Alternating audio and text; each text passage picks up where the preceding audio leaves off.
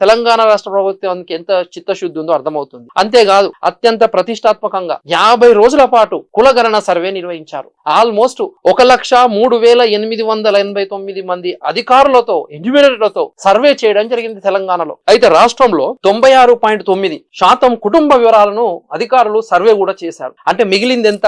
3.1% సుమారు 16 లక్షల మంది సర్వేలో పాల్గొనలేదు తెలంగాణ రాష్ట్రంలో కుల సర్వేలో. అయితే రాష్ట్ర జనాభా ఎంత? 3.7 కోట్ల జనాభా. దీని ప్రకారము 3.54 కోట్ల మంది సర్వేలో పాల్గొన్నారు. ఒక 16 లక్షల మంది మాత్రం సర్వేలో పాల్గొనలేదని మనందరికి తెలిసిందే. రాష్ట్రంలో సగభాగం, దేశంలో రాష్ట్రంలో సింహభాగం బీసీలు. అలాంటిది బీసీల జనాభా 46.2 అని మనకు అసెంబ్లీలో ఆ రోజు తెలిపిన విషయం మనందరికీ తెలిసింది. సో జనాభా తగ్గడం, బీసీ కుల సంఘాలు, మేధావులు, ప్రజా సంఘాలు ప్రభుత్వం దృష్టికి తీసుకెళ్లడం జరిగింది. మా జనాభా 46.25 ఉంది, కానీ 51% ఉండాలి కదా అని డిమాండ్ చేయడం మనందరికీ తెలిసింది.